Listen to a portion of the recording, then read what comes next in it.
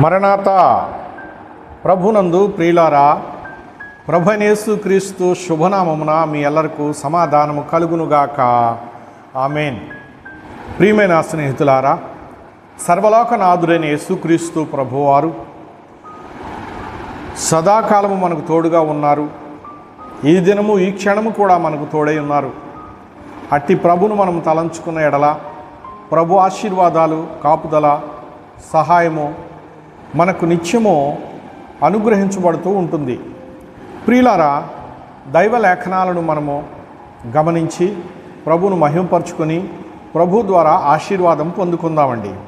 ప్రియులారా, ఇక్కడ మనం గమనించినట్లయితే అపోస్తలుడైన పౌలు గారు కొరింథీ సంఘానికి రాసినటువంటి పత్రిక, మరి 1 కొరింథీ 6వ అధ్యాయము 20వ వచనాన్ని మనం చూస్తే, ప్రభు కృపను బట్టి విలువ పెట్టి కొనబడిన వారు గనుక మీ దేహముతో దేవుని మహిమపరచుడి అని ఇక్కడ పరిశుద్ధాత్మతో నింపబడినటువంటి వాడై ఆ కాలమందున్న భక్త జనాలకి ఆయన తెలియపరుస్తున్న సందేశం ఇది. ప్రియులారా, ఇక్కడ ఆయన సెలవిస్తున్నారు, ఆయన విలువ పెట్టి మిమ్మలను కొని ఉన్నారు అన్నారు. ఏమిటా విలువ అంటే, యేసుక్రీస్తు ప్రభువారి యొక్క అమూల్యమైనటువంటి రక్తము ఎంత విలువైనదో అంత విలువైన వారు మీరు అని చెప్పి ఆయన ఇక్కడ వీరికి తెలియపరుస్తున్నారు వివరముగా. ప్రియులారా, ప్రభువు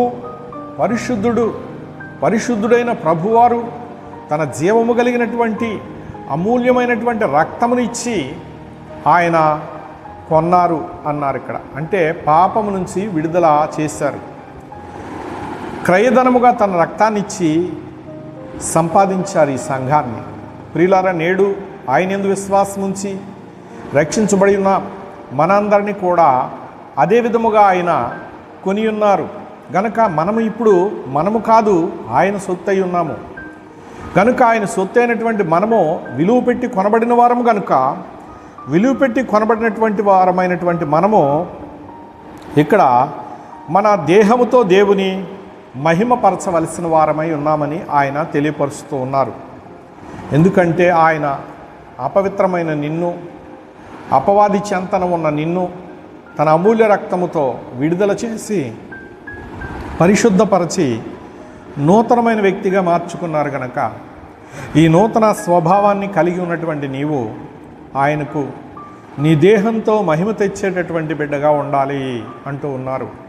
ప్రియులారా, అలాగును మరి జరిగించేవారిని పరిశుద్ధులు అని అంటారు. ప్రియులారా, క్రీస్తు రక్తముతో కడుగబడిన ప్రతివారు పరిశుద్ధులే కనుక నీ ఆలోచనలు పరిశుద్ధంగా ఉండాలని అంటూ ఉన్నారు. ప్రియులారా, ఈ రీతిగా మనం ఉన్నట్లయితే దీనికి తగినటువంటి ఘనమైనటువంటి ధన్యతలను సర్వోన్నతుడు ప్రభు మనకు ప్రసాదించేవారుగా ఉన్నారు. ప్రియులారా, మనము లోకములో దేని వైపు చూడవద్దు, ఆయన వైపే చూద్దాం. ఆయన మనల్ని చూసేవారు, చూచుచున్నవారు, కాచేవారు, కాపాడేవారు కనుక మనుషుల వైపు కాదు, దేవుని వైపు చూడండి. సిరి సంపదల వైపు కాదు, దేవుని వైపు చూడండి. ఎన్నో లోకంలో మనల్ని ఆకర్షిస్తూ ఉంటాయి. ప్రియులారా, వాటి వైపు మనం చూడవద్దు. సర్వోన్నతుడైన ప్రభువును మాత్రమే తలంచుకున్నట్లయితే ఆ మహాపరిశుద్ధుడైనటువంటి ప్రభువారు తన మహిమ కలిగినటువంటి బాహువును మన కొరకే చాచి ఆయన బాహు నీడలో మనల్ని భద్రపరచువారుగా ఉన్నారు. ఆయన రక్తం ఇచ్చి సంపాదించుకున్నటువంటి మనలను కాచే పని మీద ఉన్నారు, కాపాడే పని మీద ఉన్నారు, భద్రం చేసే పని మీద ఉన్నారు.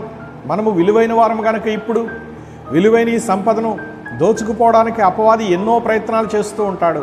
కనుక అపవాది తంత్రాలను లయపరచడానికి ఆయనే ఈ లోకానికి వచ్చి ఉన్నారని లేఖనాల్లో ఆయన తెలియపరుస్తూ ఉన్నారు. ప్రియ స్నేహితులారా, మీరు కాదు, మీరు విలువ పెట్టి కొనబడిన వారు కనుక మీరు ఆయన సొత్తు అయి ఉన్నారన్న సత్యాన్ని మర్చిపోవద్దు. కనుక మీ అంతరంగంలో ఉన్నవాడు లోక సంబంధి కాదు, పరలోక సంబంధి కనుక మీరు పరిశుద్ధులై ఉన్నారని గమనించండి. ప్రియులారా, నీవు అపవిత్రుడువు అని నీ అంతరంగము ఒకవేళ ఘోషిస్తూ ఉన్నట్లయితే కనుక నిన్ను పరిశుద్ధపరిచేటటువంటి ప్రభువు నీ ఎదురుగానే ఉన్నారు.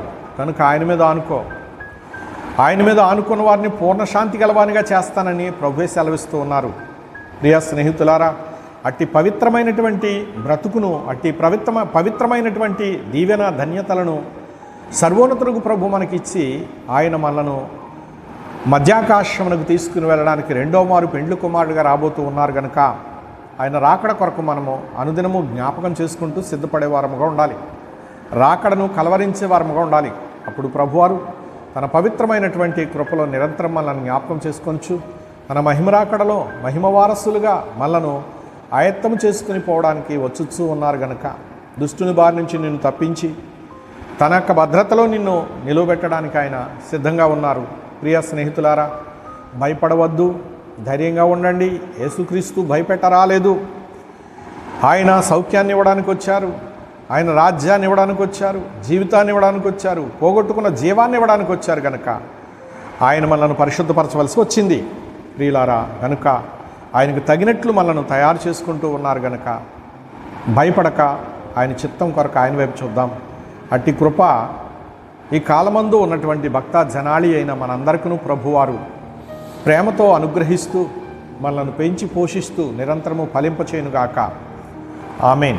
చిన్న ప్రార్థన చేసుకుందామండి. మహాపరిశుద్ధుడు అయిన మా పరలోకపు తండ్రి, మీ మహాపరిశుద్ధ గణనామానికి వందనాలు.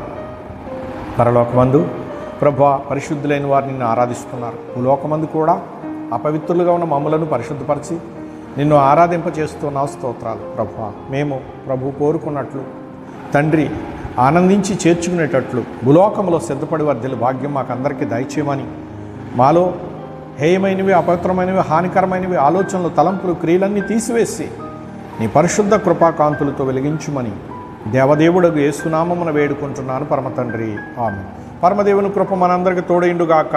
ఆమేన్. అందరికీ మరణాత.